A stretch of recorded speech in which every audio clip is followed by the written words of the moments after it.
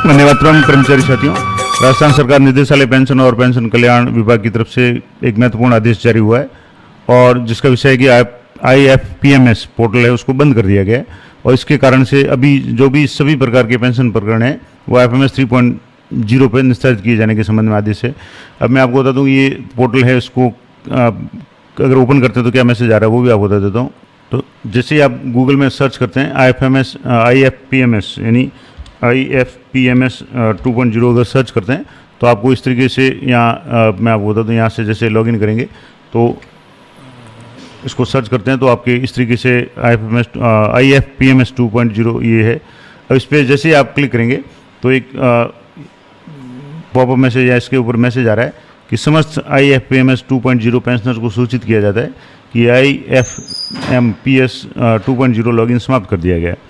अतः सभी पेंशनर्स का IFMS 3.0 के माध्यम से SSO ID के द्वारा लॉगिन करके पेंशनर्स सेल्फ सर्विस जो मॉड्यूल है PSS उसकी सुविधा का उपयोग कर सकते हैं। पेंशनर्स को पे स्लिप है, वार्षिक रिपोर्ट है और नियमानुसार अपडेट की रिक्वेस्ट आदि है, सारी सुविधाएं आपको IFMS 3.0 के PSS पे SSO लॉगिन के द्वारा उपलब्ध रहेगी। यानी कुल मिलाकर के जो आदेश है ये मैंने आपको बता दिया कि 2.0 IFPMS 2.0 बंद कर दिया गया है।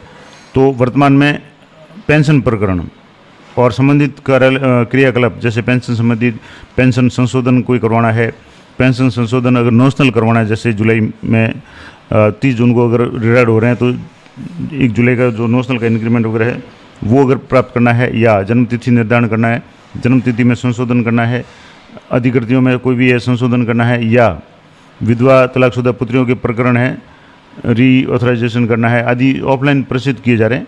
इस कारण से अब जो निर्देश ये है किंतु 1/7/2026 से यानी अभी तक जो ये प्रकरण थे जो पेंशन से संबंधित प्रकरण थे जिसमें नॉशनल वगैरह के ये थे, ये सारे अभी ऑफलाइन प्रसिद्ध किए जा रहे थे। अब निर्देश ये है कि 1/7/2026 से सभी प्रकरण IFMS 3.0 के माध्यम से ही निस्तारित किए जाएंगे और ऐसे प्रकरणों ऑफलाइन प्रेषित नहीं किए जाएँ और IFMS 3.0 पे ऑनलाइन ही प्रेषित किए जाए। यानी अब सारा काम है ऑनलाइन होगा, ऑफलाइन काम है बिल्कुल नॉर्मल। जो पेंशन का था वो तो वैसे ही ऑनलाइन था, लेकिन पेंशन से संबंधित जो दूसरे थे यानी पोस्ट पेंशन प्रकरण जो थे, कहने का मतलब है जैसे नेशनल पेंशन का प्रकरण है, जन्मतिथि वगैरह या कोई संशोधन वगैरह है, तो वो भी अब है IFMS 3.0 से ऑनलाइन प्रेषित किए जाएंगे। और इसे तो अपने जाने वाली प्रक्रिया की मार्ग निर्देशिका यूजर मैनुअल या हेल्पलाइन नंबर है वो IFMS 3.0 या IFPMS 2.0 पे उपलब्ध रहेंगे। तो ये तो आदेश हो गया 23/6/2026 का आदेश है।